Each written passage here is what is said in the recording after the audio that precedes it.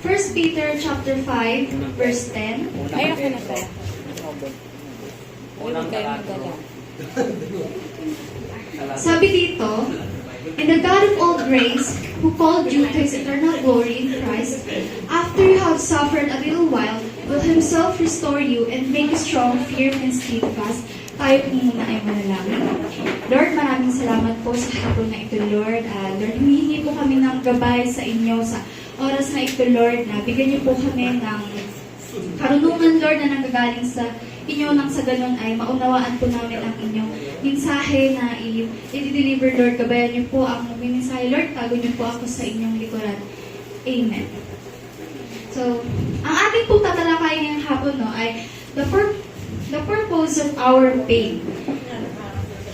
Naniniwala ba kayo na you will be stronger after the trials? Hoy?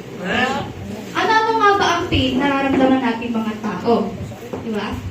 In the situation of our lives, we have different pains that we feel. May mga tao na sasaktan dahil nahihirapan sa sitwasyon ng buhay. Ito yung emosyon natin na pain na. May mga taong nasasaktan dahil nawala ng trabaho. May mga taong nasasaktan dahil bumagsak sa exam, hindi nakapasa. Di ba masakit nga naman yun? O kaya naman, may mga taong nasasaktan dahil iniwan, niloko. Pero hindi naman ibig sabihin na nakakaranas tayo ng mga ganong pain, masama na sa atin si Lord. Dahil kahit kailan, hindi naging masama si Lord sa atin. Dahil nakikita niya ang bawat pagpatak ng ating mga luha. Nakikita niya tayo palagi. O ano-ano nga ba ang purpose ng pain sa atin, no? 3 reasons why the pain we feel has a purpose. Number 1, because it makes us stronger. Ang pagkakaroon po ng pain na nararamdaman natin ay maaaring makapagpatatag sa atin. Life is suffering. May mga pagsasuffer tayong nararanasan, pero hindi naman yan magtatagal, di ba? Hindi naman porket malungkot ka ngayon, palagi ka na lang nasa ganyang sitwasyon. Hindi porket nagsasuffer ka ngayon, lagi ka na lang ganyan. Di ba kasi parang ang buhay natin, na yung circle, na malungkot ka ngayon, sasaya ka, malungkot ka, sasaya ka, ganun. Kasi lumilipas din naman ang lahat ng bagay. Season will come and go, but the Word of God will stand forever. Balikan natin yung verse 10 kanina. Oo.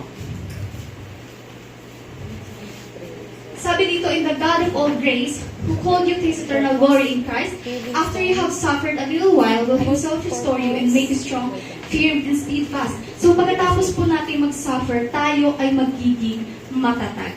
Pangalawa, because we realize why we have to go through that process. Mahalaga na dapat nating ma-realize kung ano ang purpose sa ating ni Lord. In the book of James chapter 1 verse 3, "Because you know that the testing of your faith produces perseverance." Sa pamamagitan ng pagsubok, napapatatag nito ang ating pananampalataya.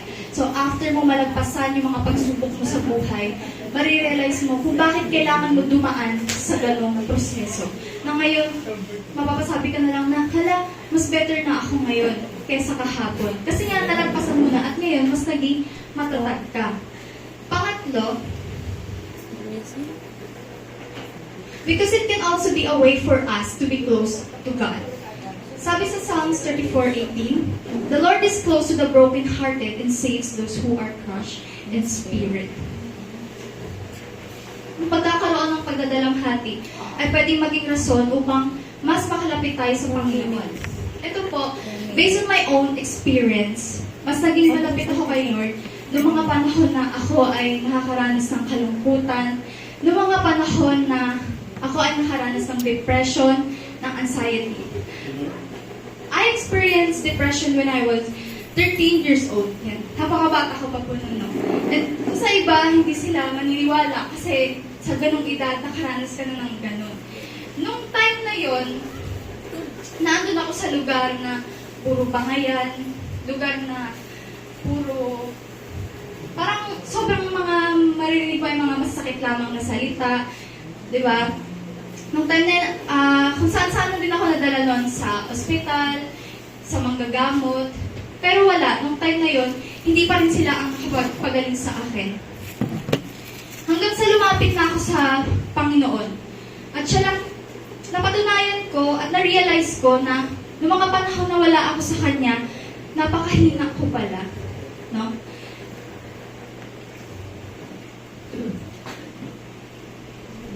Di ba kasi actually minsan, tao talaga ang lumalayo sa Panginoon eh. Eh si Lord, inaantay niya lang naman tayo na lumapit sa Kanya. Di ba? Kaya may time na hirap tayong solusyonan yung mga problema natin sa buhay kasi sinasarili lang natin na akala mo, kaya mo nang ikaw lang. Pero hindi ang kapatid. Try mong ilapit ang mga problema mo sa Panginoon, ang mga suliranan mo, nang sa ganun ay makita mo kung ano ang purpose niya sa'yo. At makikita mo rin ang magandang plano sa'yo ng Diyos. Bakit sabi nga sa inyo mga katabi, may magandang plano sa'yo ang Diyos. Yun. At the end of the day, si Lord pa rin ang nakapag-heal sa akin. Si Lord pa rin talaga ang may kakayanan na magpagaling sa ating lahat. Kahit sabihin mo na gumaling ka dun sa ospital, si Lord pa rin ang nagpagaling yan sa'yo, di ba? Ginamit niya lang yan upang instrumento na mapagaling ka.